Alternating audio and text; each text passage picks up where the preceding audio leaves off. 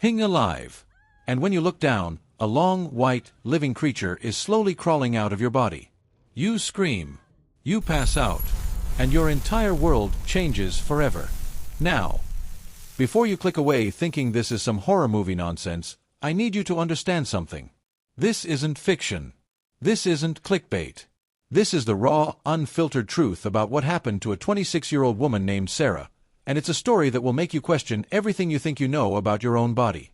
So grab a cup of tea, settle in, because for the next hour and a half, we're diving deep into one of the most disturbing yet eye-opening medical mysteries I've ever encountered. And trust me, by the end of this story, you'll never ignore your body's whispers again. Let me paint you a picture of Sarah's life before everything went sideways. She's living in a cozy one-bedroom apartment filled with rescue cats and thriving houseplants. The kind of person who'd give you the shirt off her back, you know?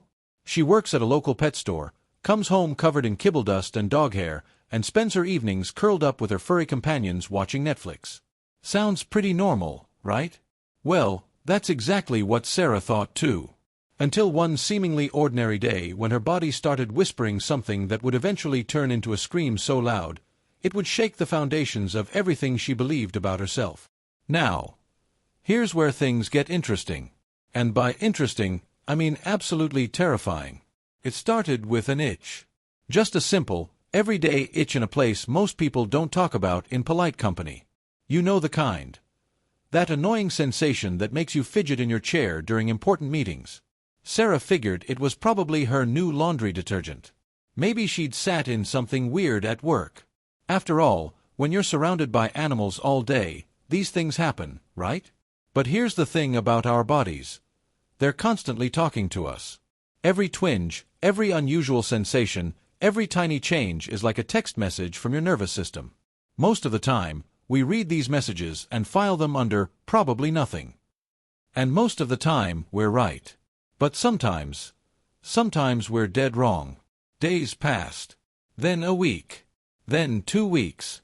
And that innocent little itch. It wasn't going anywhere. In fact, it was getting bolder, more persistent. Like that one friend who keeps texting you at 3 in the morning until you finally respond. Sarah tried everything she could think of. Over-the-counter creams, unscented soaps, even those weird home remedies your grandmother swears by. Vinegar soaks, yogurt applications, probiotics by the handful. Nothing worked. If anything, the sensation was getting stronger. Now, pause for a moment and think about this. How many times have you had some weird symptom that you just ignored, pushed through, told yourself it would go away on its own? We've all been there. We live in a world that teaches us to soldier on, to not make a fuss, to only seek help when we're literally dying. But Sarah had another reason for avoiding the doctor. And this is where her story becomes heartbreakingly familiar to millions of people around the world. When Sarah was 13 years old, she went to a doctor complaining of strange pains in her lower abdomen. Rhythmic pulses that didn't feel normal. And you know what the doctor told her? You're a young girl. That's just how your body works. Just how your body works. Those 6 words became a prison sentence. They taught Sarah that her pain wasn't valid, that her instincts couldn't be trusted, that seeking help would only lead to dismissal and shame. So she learned to suffer in silence, to minimize her discomfort, to question her own experiences. Sound familiar? Because if you're a woman watching this, if you're elderly, if you're part of any marginalized community, you've probably heard some version of this dismissal. It's probably nothing. You're being dramatic. It's just anxiety. It's all in your head. But Sarah's body, her body was trying to save her life. And it was about to get a lot louder about it. The itch evolved. That's the only way to describe what happened next. It transformed from a simple irritation into something deeper, more complex. It started feeling like movement. Not muscle spasms, not gas bubbles. Movement. Like something was shifting, stretching, exploring the inside of her body. The dreams started around the 3rd week. Vivid, horrifying nightmares where Sarah wasn't herself anymore. She was hollow, like an empty shell, and things were moving inside her. Long, pale shadows curling and twisting through her body like living ribbons. She'd wake up drenched in sweat, Sheets tangled around her legs as if they'd been fighting her all night. But even then, even with these red flags waving frantically in front of her face, Sarah convinced herself she was overreacting. Because that's what we do, isn't it? We gaslight ourselves. We minimize our experiences. We tell ourselves we're being silly, dramatic, attention-seeking. The cats started acting strange. Now, if you've ever had pets, you know they're like little furry psychics. They pick up on things we miss. Sarah's cats, who normally couldn't get enough of her attention, started avoiding her. They'd sniff at her with suspicious eyes, then slink away. One of them even hissed at her, something he'd never done before. That broke something in Sarah. Because animals don't lie. They don't have hidden agendas or societal expectations. They just respond to what they sense. And what they were sensing in Sarah was wrong. By the 4th week, sleep became impossible. Sarah would lie in bed, perfectly still, trying to resist the urge to scratch at herself. But sometimes, in the dark hours before dawn, she'd give in. Her fingernails would dig into her skin, scratching until she was raw and bleeding, then she'd cry herself to sleep, ashamed and confused. She stopped showering regularly. Not because she didn't care about hygiene, but because water made everything worse. The moment warm water hit her skin, the sensation would flare up like fire. Every drop felt like torture. She started to smell different too. Not unpleasant exactly, but off. Like wet fabric left too long in a closed space. Work became impossible. Sarah called in sick, claiming she had the flu. How do you tell your boss that you think something might be living inside you? How do you explain that your own body has become a stranger to you? Her best friend Rachel started calling every day. At first, Sarah would answer, making excuses about being tired or overworked. But eventually, she stopped picking up. What was she supposed to say? That she was losing her mind? That she was convinced something was growing inside her? Then one evening, Rachel showed up at Sarah's door unannounced. One look at Sarah's face, and Rachel knew something was seriously wrong. The apartment was a mess. Unopened mail stacked on the counter, dirty dishes in the sink. The whole place had an air of abandonment even though Sarah was still living there. Rachel didn't ask a million questions. She didn't push. She just made tea and sat with Sarah on the couch. And then she said the word Sarah had been dreading and desperately needing to hear, "You need to see a doctor." Now, here's where Sarah's story becomes a masterclass in medical advocacy. Because the first doctor she saw, Dr. Williams at the local clinic, she did everything right. She listened without judgment, she conducted a thorough examination, she ran tests. And when everything came back normal, she didn't dismiss Sarah's concerns. "I don't see anything concerning," Dr. Williams said gently, "but I know your body feels like something's wrong. Sometimes symptoms show up before we can catch what's causing them." She ordered more tests. Blood work, cultures, inflammatory markers. She treated Sarah like a person, not a problem to be solved quickly, and moved along. But even her kindness couldn't ease the growing dread in Sarah's chest. Because Sarah's body was still talking. Still whispering. Still trying to warn her about what was coming. The night before the test results came in, Sarah barely slept. She sat hunched in her bed, hands pressed against her abdomen, breathing shallow, listening. The sensation had changed again. It wasn't just movement now. It was purposeful. Like something was testing boundaries, exploring possibilities. And then it happened. Picture this scene carefully, because what I'm about to tell you will stay with you long after this video ends. It's early morning, just before dawn. The world is still dark and heavy, like the night hasn't quite decided to leave yet. Sarah is in her bathroom, sitting on the toilet, half asleep and numb from weeks of anxiety and sleepless nights. She's looking down at her knees, noticing absently how pale they look in the blue light filtering through the window. And then, she feels it. Not a cramp. Not a spasm. Movement. Deliberate, slow movement, like something stretching after a long sleep. The pressure starts deep inside her, then builds. Something soft but firm pressing against her from within. Sarah freezes. Every muscle in her body locks up. Her breath catches in her throat. Instinctively, she reaches down. And that's when she feels it. Something slick. Something thin. Something that shouldn't exist. She pulls her hand away and stares in absolute disbelief. A glistening strand of white clings to her fingers like cooked pasta. Except, it moves. It writhes ever so slightly, as if tasting the air. Sarah's brain short-circuits. She stumbles backward, pants tangled around her ankles, and hits the tile floor with a dull thud. Her vision swims. Her ears ring. She can't breathe. And there, on the bathroom floor just inches away from her, the thing slides free from her body. Inch by inch. It's long, pale, unmistakably alive. A parasite. A worm. A living creature that has been inside her, feeding, growing, thriving. The scream that rips from Sarah's throat is primal. Unfiltered. The kind of sound that comes from the deepest part of human terror. It echoes through her apartment, sending the cats scattering in every direction. Now, I want you to pause for a moment and really think about what Sarah is experiencing in this moment. This isn't just a medical emergency. This is an existential crisis. Everything she thought she knew about her body, about reality, about what's possible. It's all been shattered in an instant. She doesn't remember grabbing her phone. She doesn't remember dialing.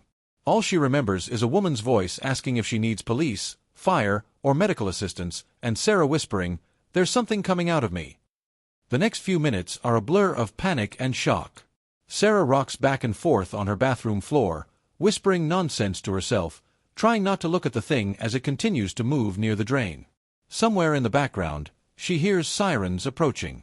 When the paramedics arrive, they find Sarah curled in a corner, eyes wild, hands trembling. She points at the floor with a shaking finger. One of the paramedics turns pale. The other mutters something urgent into his radio. They wrap Sarah in a blanket. They carefully collect the creature like evidence from a crime scene. And as they lead her out of her apartment barefoot under the fading pink light of morning, Sarah realizes something that chills her to the bone. She can't feel anything anymore. Not fear, not pain, not relief. Just the crushing weight of a reality she couldn't have imagined in her worst nightmares. The ambulance ride is a haze of squeaking wheels, flashing lights, and medical jargon she can't quite process. Possible psychotic episode, she hears. Parasitic claim. Specimen secured. But Sarah isn't speaking anymore. She's spent. Somewhere between conscious and not, floating in a space where the normal rules don't seem to apply. She can still feel the phantom sensation of the thing moving inside her, coiled in the echo of her nerves. Hospitals have a particular sound, don't they? Not just noise, but a tone.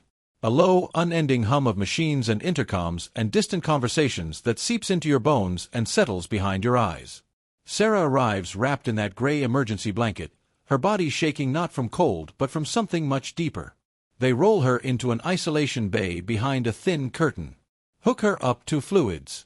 People buzz around her asking questions she can't track. Someone shines a light in her eyes. Another person draws blood. Her limbs feel disconnected, like they belong to someone else. Eventually, the curtain pulls back, and there's Dr. Williams. At first, she doesn't recognize Sarah. It's only been a week since their calm consultation, but Sarah looks like a completely different person. Hospital gown half open, hair matted, dried tears streaking her face. Recognition settles over Dr. Williams' features slowly, followed by something else. Real concern. Deep, professional alarm. She asks the nurse to step out, pulls up a stool and sits beside Sarah. And Sarah, who can barely find words, simply lifts one trembling hand and points toward the sealed biohazard bag resting on the nearby tray table. Inside that bag is the thing.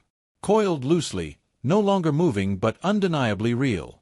Its translucent skin glistening under the harsh overhead lights. Dr. Williams stares at it for a long, long time. Her breathing slows.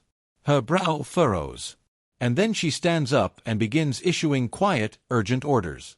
Within hours, Sarah's private nightmare becomes a public health concern. Senior nurses are called in. Biohazard technicians arrive. A pathologist is summoned. The CDC is notified. What started as one woman's mysterious symptoms has now breached into the realm of potential epidemic. But here's where Sarah's story takes another turn. Because as Dr. Williams is conducting her second, more thorough examination, it happens again. She pauses mid-exam, leans in closer. Her breath catches. Sarah feels it too. That familiar pressure, that sense of movement. And with infinite care, using sterile forceps and a flashlight, Dr. Williams begins to draw out a second creature. This one is longer. It resists, not violently, but with the same eerie willfulness as the first. It twists as it emerges, its slick body reflecting the overhead lights like an oiled ribbon. Inch after inch slides out of Sarah's body, warm and wet and utterly wrong. The nurse in the room makes a choked sound and rushes out. But Dr. Williams continues, her face pale but determined. When the creature is fully removed, she drops it gently into a specimen jar where it curls on itself, motionless. The room falls silent except for the soft beeping of Sarah's heart monitor. And Sarah finds herself wondering, whose heartbeat is that machine actually tracking? Hers. Or theirs? The specimens are sealed, labeled with trembling hands, and whisked away to laboratories Sarah will never see. The infectious disease team is summoned. Every surface she's touched is disinfected. And Sarah is moved to a quarantine unit where staff wear double gloves and face shields. She can see it in their eyes now. Not just concern, but fear. Fear for her, yes, but also fear of her.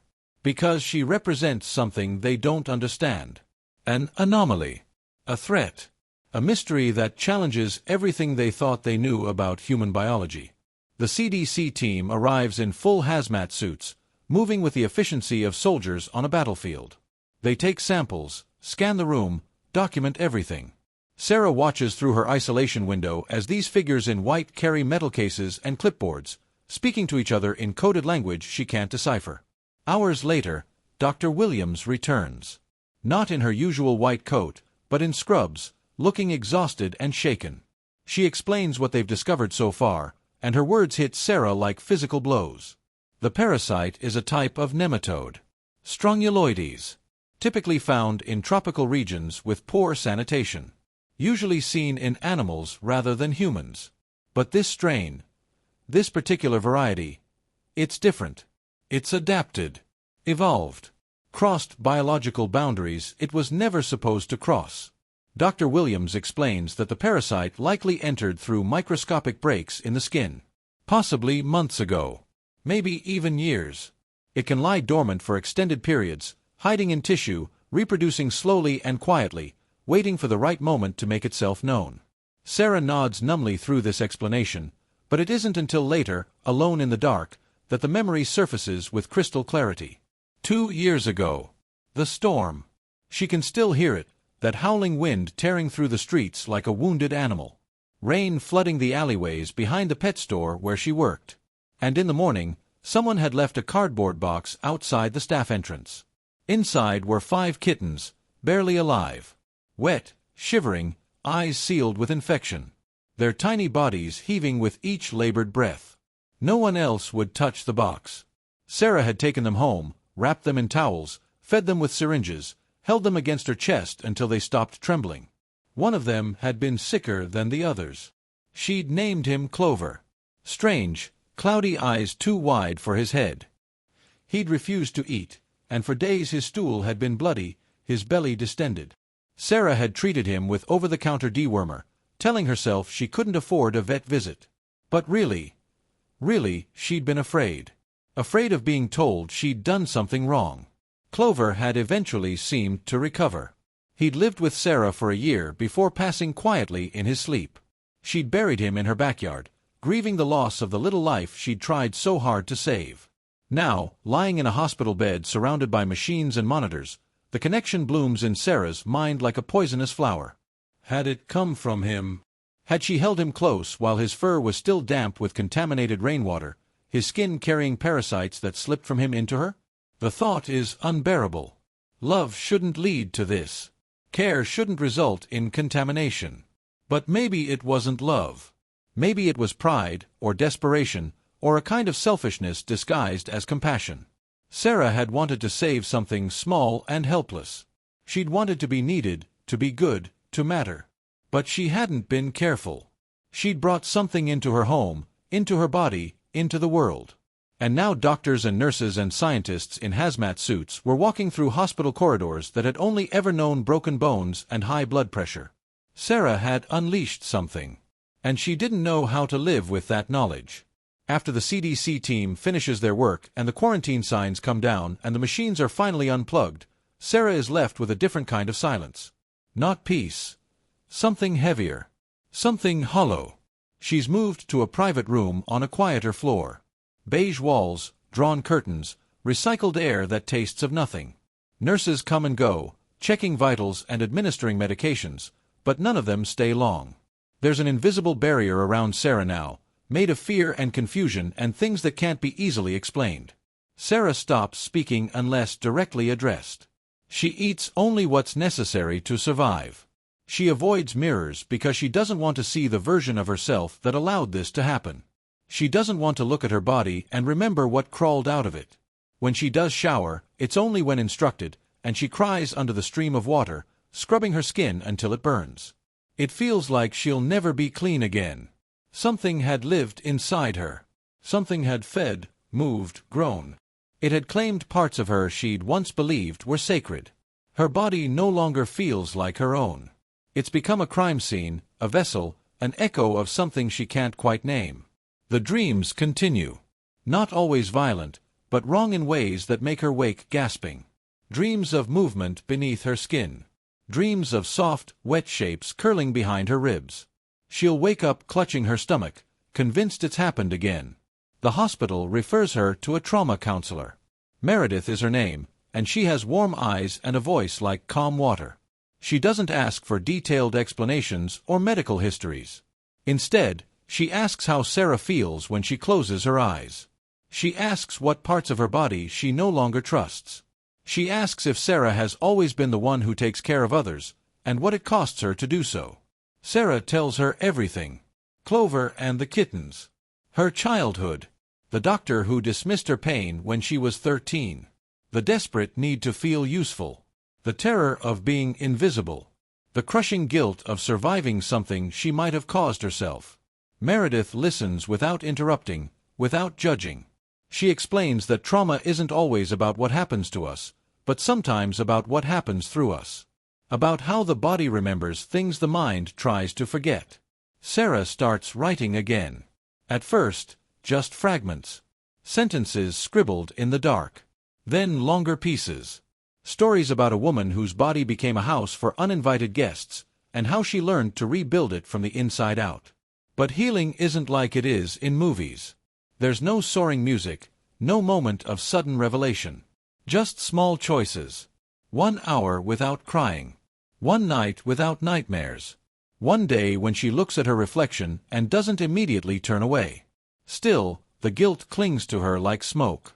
She'd tried to do something good. She'd wanted to help. But her ignorance had nearly cost her everything, and could have endangered others too. Sarah starts to wonder if genuine goodness is possible without knowledge, without responsibility. Can love still be love if it's reckless? Can kindness matter if it opens the door to horror? There are no easy answers. Only this truth: she has to live with what happened. And more than that, she has to learn how to live after it. Time passes. Enough time for the people around Sarah, and almost Sarah herself, to believe that the worst is over. That she's healing. That whatever burrowed inside her has been removed, contained, studied, and destroyed. But time doesn't erase memory. And it certainly doesn't erase instinct. Sarah has started eating again. Not much, but enough. She takes short walks around the hospital garden, watches the wind move through the trees like invisible hands. She even smiles once at a nurse who brings her peppermint tea. The smile feels foreign, like something borrowed from someone else's face. And then one night, everything comes rushing back. It starts with pressure in her lower abdomen. Not menstrual cramps or digestive discomfort. This is movement. A curling, stretching, coiling kind of pressure, like something inflating beneath the surface of her skin. At first, Sarah stays perfectly still, trying to breathe through it. Maybe it's gas. Maybe it's scar tissue. Maybe it's nothing. But the feeling doesn't pass. It deepens, intensifies. Sarah calls for the nurse, who takes her vitals and finds them mostly normal, though her heart rate is climbing rapidly. Sweat beads at the base of her spine. Her skin feels cold and damp. Within an hour, she's back on a stretcher, being wheeled into imaging. The technicians work with quiet efficiency, but Sarah catches their exchanged glances, sees the subtle tension in their shoulders as they adjust the monitors. Later, the doctor delivers news that makes Sarah's world tilt on its axis once again. The ultrasound has revealed a structure. Something irregular, encapsulated, roughly the size of a plum. It's not a tumor. It doesn't look like scar tissue. He calls it a biological pocket. Sarah asks if it's alive. The doctor doesn't answer immediately. He says more tests are needed. A CT scan. Possibly an exploratory procedure. But Sarah already knows what it is. She doesn't need tests or machines or medical jargon. It's a nest. Not metaphorically. Literally.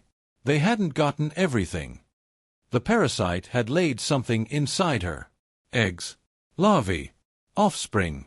Sarah is a vessel, a host, and now they're growing. She begins to tremble. Not just her hands or her voice, but something deep in her core. They sedate her that night, and she wakes in a different room with her arms gently restrained and monitors blinking all around her. She's not angry about the restraints. She understands. She must have screamed. Maybe she'd tried to claw the thing out herself. She doesn't remember. Meredith visits again. She sits beside Sarah's bed, her presence calm and unshaken. She doesn't look at Sarah like she's crazy or dangerous. She asks what Sarah feels. Sarah tells her she feels invaded. That her body is no longer her own. That no matter what they remove, they'll never remove the fear. The certainty that something has colonized her, turned her into a soft, warm, human-shaped hiding place. Meredith asks what Sarah wants. Sarah tells her she wants to be empty. Not just of the parasite, but of everything. The pain, the memories, the guilt. She wants to scrub her insides with bleach and silence. That's when the tears come. Not sharp sobs, but a slow, steady leak, like her body is trying to drain poison through her eyes. The next day, they perform another scan. This time, the structure is gone. Vanished. As if it had never existed. The doctors are baffled. Maybe it ruptured. Maybe it was a blood clot. Maybe it was just a phantom echo on the machine, a shadow that meant nothing. But Sarah knows better. It had been there. Real and growing and alive. And now it wasn't. And somehow, that's even worse. Because now it's somewhere else. The final blow comes when Sarah asks to see the original reports, the documentation from her first night in the emergency room. She wants to review the evidence, to confirm her own memories against official records. But the files tell a different story.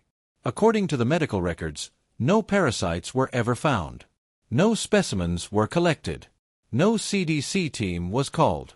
Sarah had experienced what they term a psychosomatic episode brought on by severe anxiety and possible contamination fears. The doctors sit her down for a careful conversation. Two of them this time. One from infectious disease, another who's apparently a psychologist. Their faces are professionally arranged, concerned but detached. They explain that what Sarah experienced could have felt very real to her. That sometimes, after psychological trauma, the brain continues to send danger signals even when no actual threat exists. They mention neural pathways and memory echoes and somatic responses. Sarah sits there, hands folded in her lap, staring at the floor tiles. Off-white, scratched, sterile. She listens. She nods. She doesn't scream. But inside, something shatters completely. Because she remembers. She remembers the thing that slithered out of her, warm and alive and impossibly wrong. She remembers the second one, pulled free by Dr. William's steady hands, coiling in the specimen jar. She remembers the fear in the nurse's voice, the way the room had gone silent with shock. Had they all forgotten? Had the evidence been lost, misfiled, dismissed? Or had something else happened? Something more deliberate, more systematic? Sarah asks to see Dr. Williams. It takes several days to arrange the meeting. She's busy, naturally. Consultations, reports, other patients who need her attention. Sarah is no longer a medical emergency. She's a case file cooling on someone's desk. When Dr. Williams finally enters the small consultation room, her expression is carefully neutral. Professional. Safe.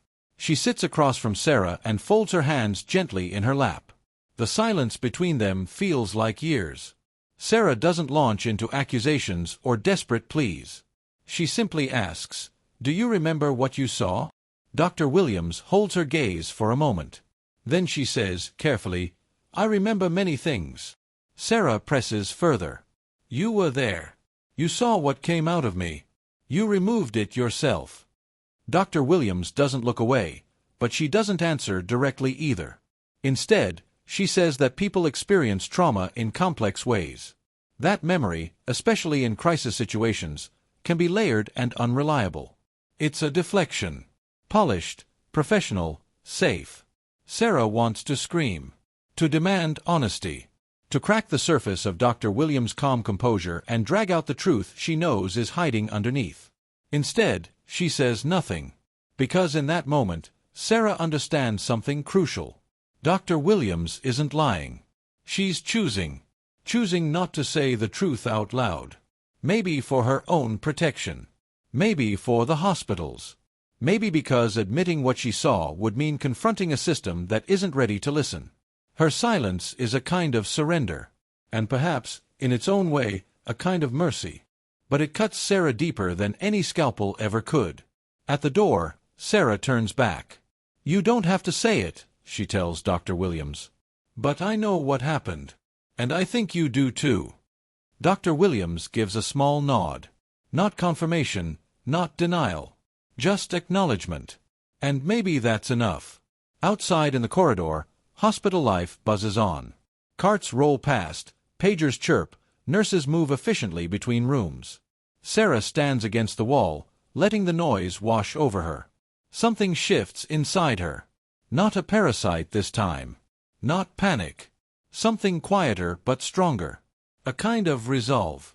She'd spent weeks waiting for someone else to validate what she knew in her bones.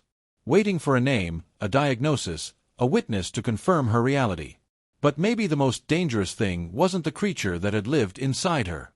Maybe it was the idea that she needed someone else's permission to trust her own experience. The truth doesn't live in their charts or their files or their carefully worded reports. It lives in her. And no institutional silence can erase that. Sarah leaves the hospital the next day. She returns home to a smaller version of her life. Fewer cats, fewer possessions, a little more space to breathe. The apartment feels different now. It doesn't hold the same shadows. Or maybe she's learning to live among them. She begins writing again. Not just fragments this time, but full stories. Pages and pages about bodies that betray and heal, about silence and speech, about the difference between being heard and being believed. At first, she doesn't plan to share any of it. But something inside her, the same instinct that once tried to scream when no one would listen, tells her that silence is the real enemy. So she starts a blog. Nothing fancy, just a simple website with a soft green background and a title that makes her smile. My Body Said No. She doesn't market it or promote it or expect anyone to read it. But the words pour out like water breaking through a dam. She writes about what happened to her. Not just the parasites, but the doubt, the shame, the institutional dismissal, the long nights spent questioning her own sanity. And people respond. Quietly at first, then in growing numbers. Emails and comments from strangers who felt the same kind of invisible unraveling. Women who've gone years with undiagnosed illnesses. Men who've been told their pain was weakness. Elderly people who've stopped complaining out of fear of being labeled difficult. One message arrives on a Tuesday afternoon with the subject line, "Thank you." It's from a woman named Linda, 63 years old, living in Missouri. "I've had strange abdominal pain for months," she writes, "but I thought it was just age. After reading your story, I went to the doctor for the first time in years. They found something. Early stage, treatable. You may have saved my life, Sarah. And I just wanted you to know." Sarah stares at the screen, tears blurring the letters. This isn't validation. It's connection. Proof that her pain hadn't existed in vain. That by telling her story, she'd lit a match in someone else's darkroom. Eventually, she starts recording the blog posts. Just her voice, soft and steady, no fancy effects or dramatic music. She uploads them as a podcast with the same name. People listen. Not millions, but enough. Enough to remind her that healing isn't about returning to who she was before. It's about reassembling herself from the pieces that remain. It's about finding purpose in the cracks. Sarah isn't whole yet. Maybe she never will be. But she's not broken either. She's changed. And in that change, she's discovered something close to peace. The story ends not with a scream, but with a breath. Sarah sits on a park bench near the edge of town. Trees shift around her in the wind, their branches dancing without permission. Sunlight cuts through the leaves, scattering gold on the pavement like confetti from some quiet celebration. There are no monitors here. No questions. No fluorescent lights humming overhead. Just the sound of a world that continues to turn, whether she's ready or not. Her body is still. The kind of stillness she used to take for granted, thinking it was just a default setting rather than a gift. No more flutters in her belly. No more crawling beneath her skin. Just breath. Just pulse. Just the soft ache of a healing thing. She runs her fingers over the worn wood of the bench, feeling every groove and chip. Even objects, like people, carry stories in their surfaces. No one walking by knows what she survived. There's something beautiful in that anonymity. And something tragic too. For so long, Sarah believed her pain needed to be witnessed to be real.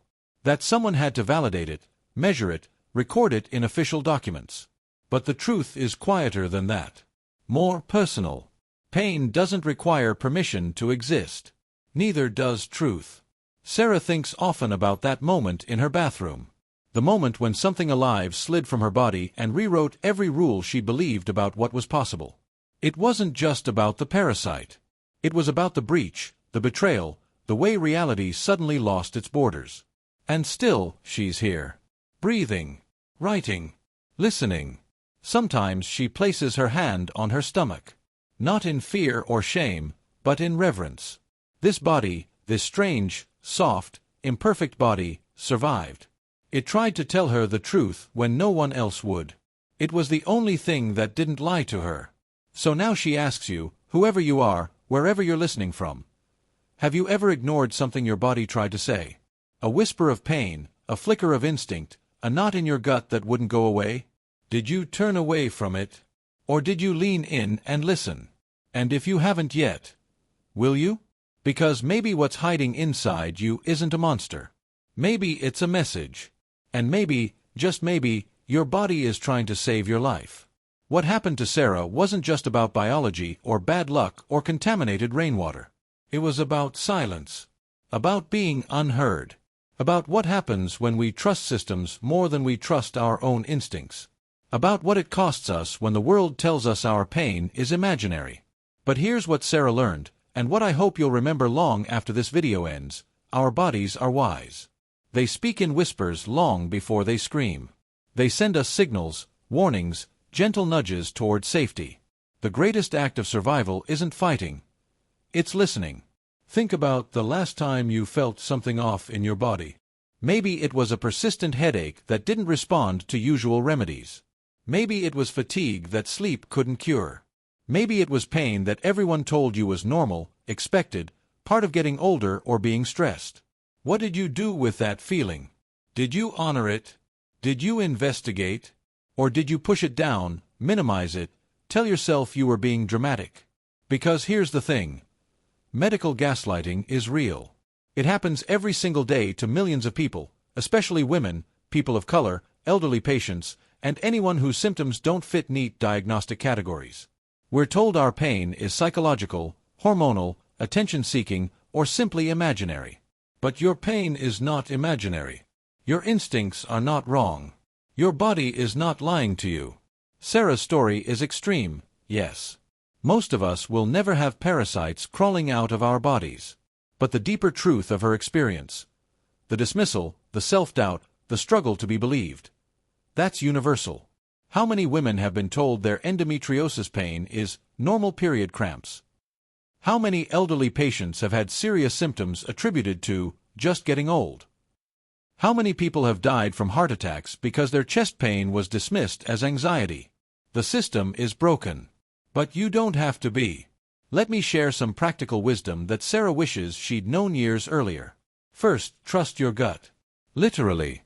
Your body is constantly processing information your conscious mind hasn't caught up to yet. That weird feeling, that nagging sensation, that sense that something isn't right. Pay attention to it. Second, document everything. Keep a symptom diary. Note dates, times, severity, triggers, what makes it better or worse. This isn't just helpful for doctors. It's proof for yourself that you're not imagining things. Third, advocate for yourself without apology.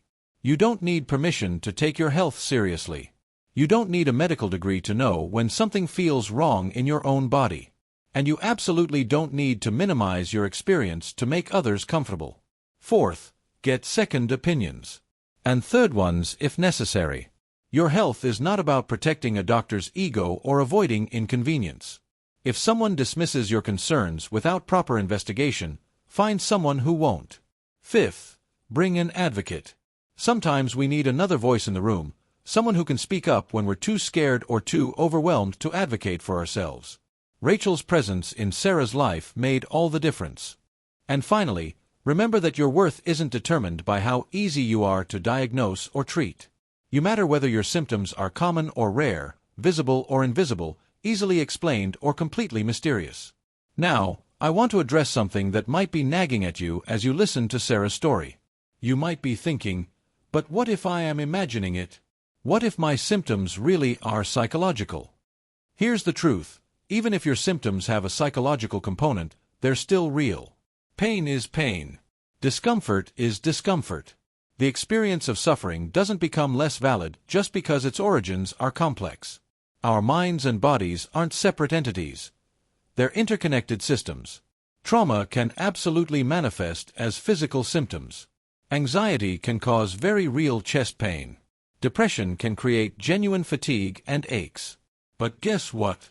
That still deserves attention, investigation, and treatment. Mental health is health. Psychological pain is pain. And you deserve care regardless of where your symptoms originate. Sarah spent years wondering if she was making it up. Even when a literal parasite crawled out of her body, the medical system made her question her own reality. Don't let anyone do that to you. Let me tell you about Maria, a 45-year-old teacher who contacted Sarah after reading her blog. For 2 years, Maria had been experiencing strange episodes where her heart would race, her hands would shake, and she'd feel like she couldn't catch her breath. Doctor after doctor told her it was anxiety. They prescribed anti-anxiety medications and suggested therapy. But the episodes kept happening, often in the middle of the night when she wasn't anxious about anything. Finally, a cardiologist took her seriously enough to do an extended heart monitor study. They discovered she had a rare arrhythmia that was causing the symptoms. It required surgical treatment, but it was completely fixable. I almost gave up, Maria wrote to Sarah. I almost accepted that I was just an anxious person who needed to learn to cope. But your story reminded me that I know my body better than anyone else. Or consider James, a 70-year-old retired mechanic whose family kept telling him his back pain was normal for his age. He'd worked physical jobs his whole life, so everyone, including his doctor, assumed it was just wear and tear. But James knew this pain was different. It was deeper, more persistent, and it was getting worse despite rest and physical therapy. He pushed for an MRI and discovered he had a spinal infection that could have been life-threatening if left untreated. These stories aren't anomalies. They're everywhere if you start looking. People whose lives were saved because they refused to accept dismissal. People who trusted their instincts even when everyone around them suggested they were overreacting. But Sarah's story also teaches us about compassion.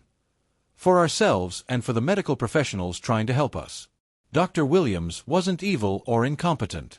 She was working within a system that has limitations, biases, and blind spots. The doctor who dismissed Sarah at 13 wasn't necessarily trying to be cruel. He was operating from outdated training and cultural assumptions that taught him to minimize young women's pain. This doesn't excuse the harm these dismissals cause. But it helps us understand that systemic change requires more than just individual awareness. It requires cultural shifts in how we think about bodies, pain, and whose voices we trust. Sarah's healing journey wasn't just about recovering from the parasite. It was about learning to trust herself again, about rebuilding her relationship with her own body, about finding her voice after years of silence. She discovered that healing doesn't mean returning to who you were before trauma struck. It means integrating the experience, learning from it, and using it to become someone stronger and more authentic. The cats that once avoided Sarah during her illness gradually returned to her lap. Not because she was fixed, but because she was no longer radiating the energy of someone at war with their own body. She'd made peace with her scars, her memories, her changed relationship with physical sensations. Writing became her medicine. Not just the blog, but personal journaling, poetry, even fiction inspired by her experience. She wrote letters to her younger self, to the doctors who didn't believe her, to the parasite itself. "Dear unwelcome guest," one letter began, "I hate what you took from me, but I'm grateful for what you taught me. You forced me to listen to my body in ways I never had before. You made me stronger, even though that was never your intention." Sarah also started volunteering with a patient advocacy group, helping others navigate medical dismissal and systemic bias. She learned to channel her experience into purpose, her pain into power. But perhaps most importantly, she learned to celebrate the small victories. The day she took a bath without panic. The night she slept through without nightmares. The moment she looked in the mirror and felt neutral about her body rather than ashamed or afraid. Recovery, she realized, isn't a destination. It's a practice. A daily choice to show up for yourself with kindness and attention. Now, as we near the end of Sarah's story, I want you to think about your own relationship with your body. When was the last time you really listened to it? Not just when it was screaming in obvious pain, but when it was whispering subtle warnings.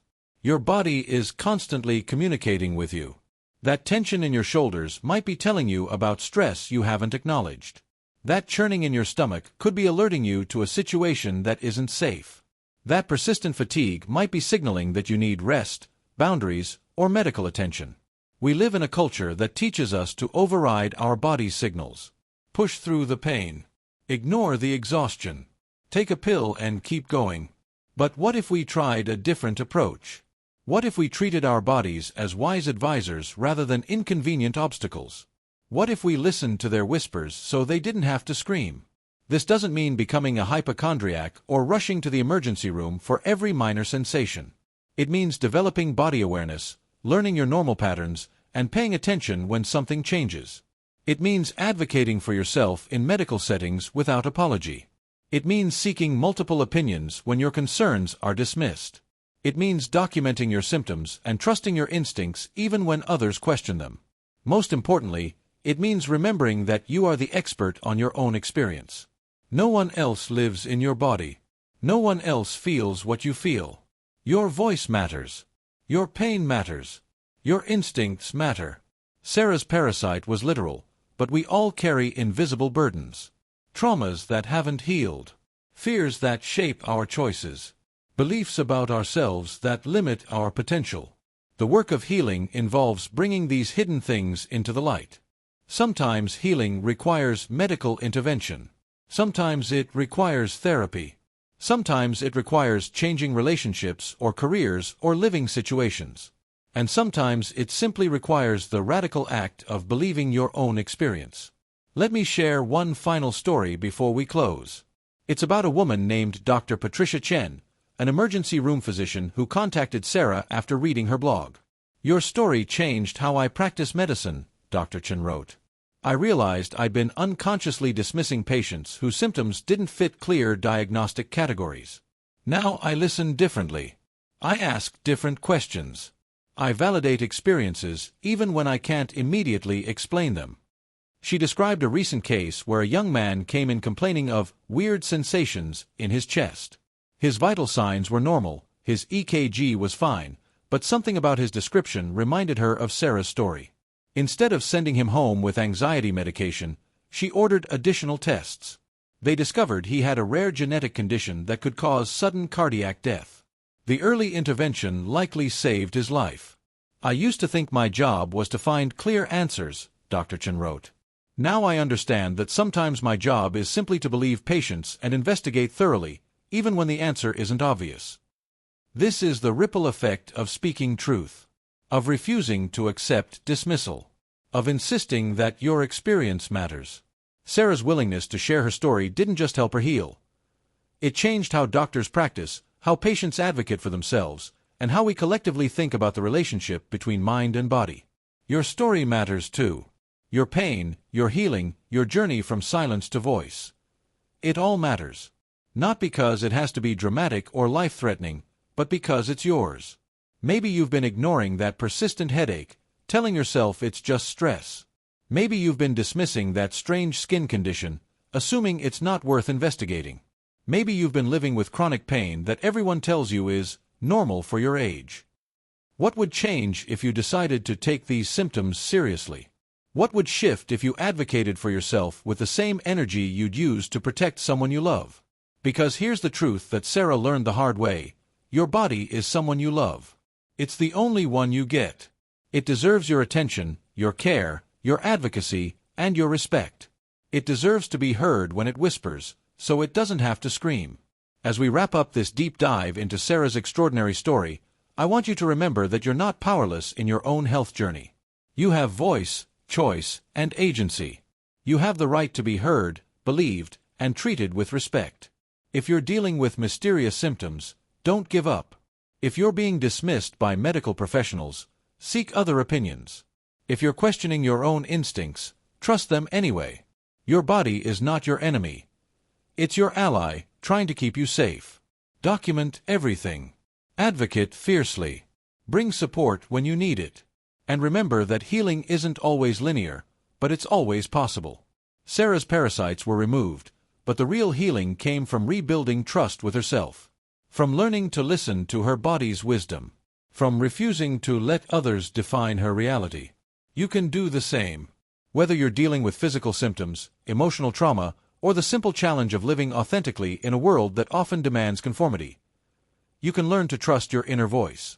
Your body has been with you since the moment you were born. It's carried you through every joy and sorrow, every triumph and struggle. It deserves your attention, not your suspicion. Your care, not your criticism. Your voice, not your silence. So listen to it. Honor it. Speak for it when others won't.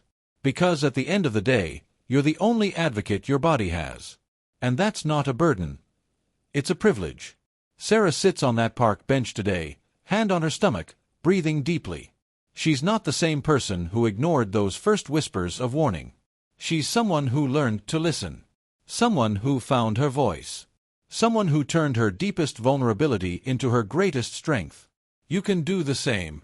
Now, if this story resonated with you, if it made you think about your own relationship with your body, or if you've ever felt dismissed by medical professionals, I want to hear from you. Share your experiences in the comments below. Let's build a community where everyone's pain is valid, everyone's voice matters, and no one has to suffer in silence. Hit that subscribe button if you want to hear more stories like Sarah's. True accounts of human resilience, medical mysteries, and the power of refusing to be silenced. Because everyone deserves to be heard, believed, and healed. And remember, your body is always talking to you. The question is, are you listening? Thank you for staying with me through this incredible journey. Take care of yourselves, trust your instincts, and never forget, you are your own best advocate. Until next time, keep listening to what your body is trying to tell you. It might just save your life.